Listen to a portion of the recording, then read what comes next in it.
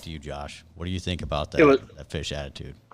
yeah, fish attitude is a big deal, just like us. We're similarities in that you don't always wake up in the right mood or not always hungry, stuff like that. And I've heard, I went to a couple bass universities back in the day and stuff, and heard some big time pros back then talk about that fish only actively eat a couple hours of the day.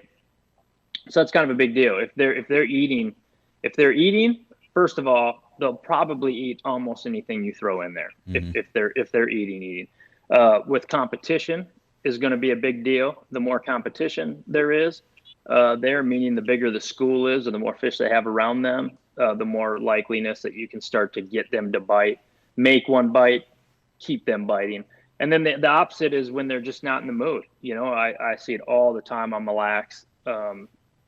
Really anywhere we go, active target definitely helps show you their mood in a quick hurry. And if you look at like one of the best anglers ever, obviously, or the best angler ever, and Kevin Van Dam, the dude didn't like dead stick a Cinco ever. He made fish bite. So I've explained this before, but if we were all sitting in front of each other and I just threw you something with you not expecting that, you use your hands to try to like either catch it or throw it away from you or protect yourself.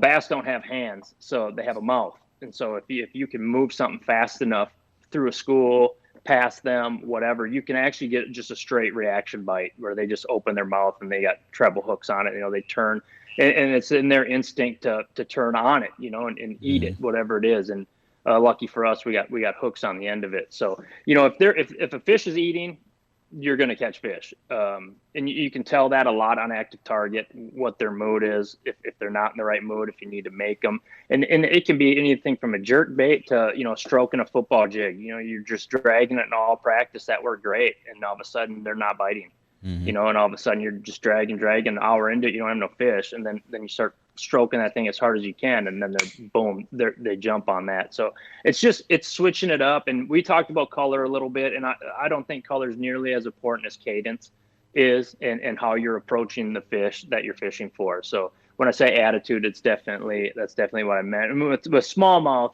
they're just a little bit, little bit more pissed off, a little bit more pissier sometimes. They kind of have that. They're just a little bit kind of. They're just not. They kill. They like. I would hate to be a perch and on a smallmouth lake. I don't know how they get across those reefs. To get this big or whatever. Smallmouths just have that kind of territorial attitude.